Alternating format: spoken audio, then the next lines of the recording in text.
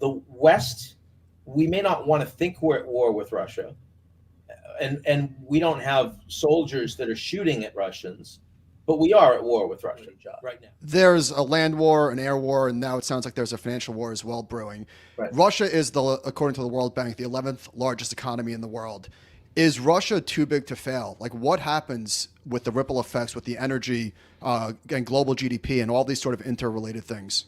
Yeah, I mean, you note that the SWIFT sanctions exclude the ability to pay for gas transit, oil transit, because that's obviously very important to the European economy. Now, would the Russians be willing to cut off their nose to spite their face and cut off that energy transit? It's certainly plausible. Would they use their cyber capabilities against European, against American markets and cause very major damage, critical infrastructure? I mean, the fact is that the interconnectedness of the Russians to the global economy, as well as the offensive capabilities they have, which go well beyond military capabilities, I'm talking cyber, but also disinformation, these are things that will have knock-on economic impacts. So I think the markets have been far too sanguine about the impact of a major confrontation with Russia so far. And I think that as of this morning, that continues to be the case. The NASDAQ just went green, by the way, to your point. So, Ian, what is the range of outcomes here? Is it just gotten wider by the day, basically? Well, I look, I guess it's possible that you could see a negotiated settlement, but I have a hard time imagining. I think the reason that there are negotiations happening right now on the border in Belarus is because the Chinese want them, and the Russians feel like they need to say that we gave it a shot, especially if they're planning on escalating against Ukrainian civilians. They want to say that we tried to negotiate. Is the nightmare scenario that China and Russia become closer together as a result of this? Is China hanging back, waiting to see who might win before they fully commit to picking a side? What should we make of that? The nightmare scenario is this war expands in Ukraine significantly. Western civilians and fighters that join as volunteers get killed. The Russians they further all of their DEFCON alerts.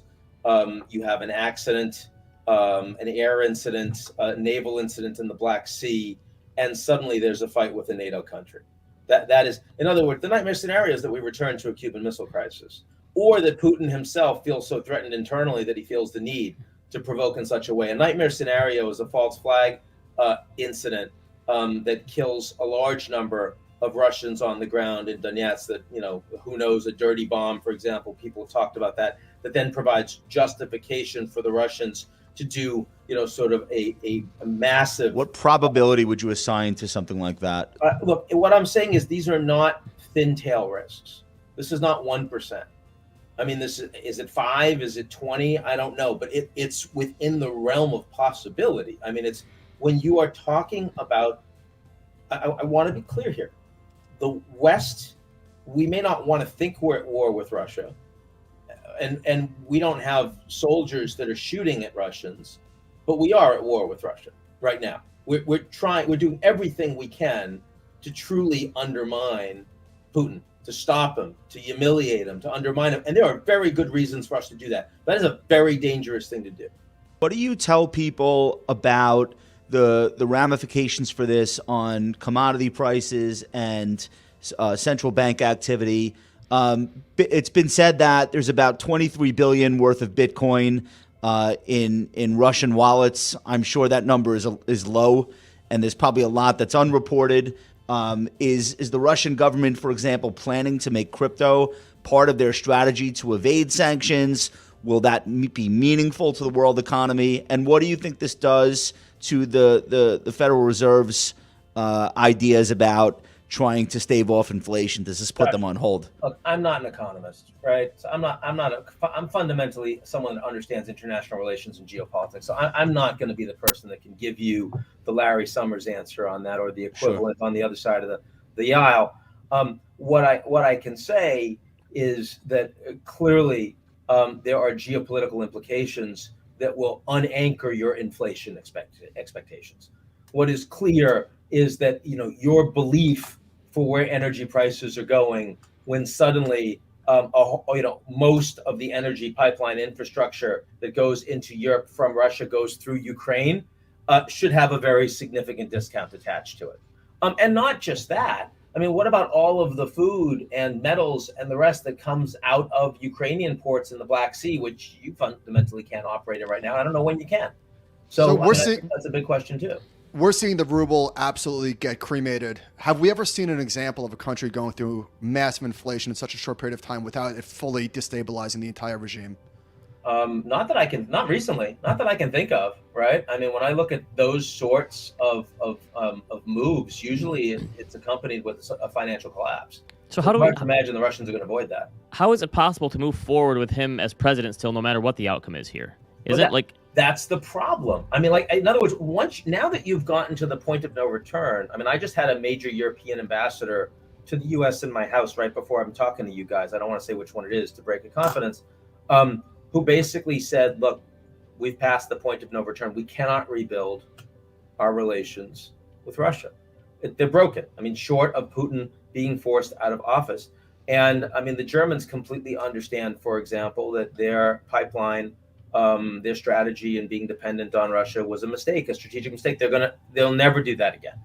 I think the Brits will never be the conduit for Russian wealth, oligarch wealth, the way they have been for the past 20 years. I think these things are over. I mean, they may not be over 100%, but they're fundamentally over in the way that the old normal used to be. So how do you work with Putin? And the answer is, I think we're in a new Cold War. I don't think you can work with Putin. So is there a potential silver lining outcome where obviously there's going to be atrocities and horrors in between now and then, but in the future relations look different and maybe a little bit better? There's no silver lining for the Ukrainians. The silver lining, let's be clear, and that's really important because, I mean, they did nothing other than want to be independent and democratic. And for that, they're facing the loss of tens of thousands of lives, and already 500,000 refugees have left the country, and there'll be millions. So I don't think you can't answer that question without first taking a breath and recognizing that. There is no silver lining.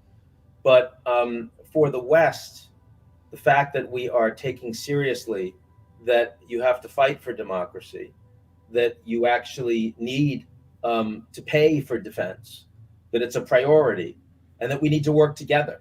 It's like a wake-up call. Europeans don't see eye to eye, but the fact is that, I mean, the speech that was given by Olaf Scholz yesterday was a speech that was unimaginable after the wall came down. He just gave it. And I think it matters a lot for the world community that people that run advanced industrial democracies are prepared to work together and actually spend on that. They have to.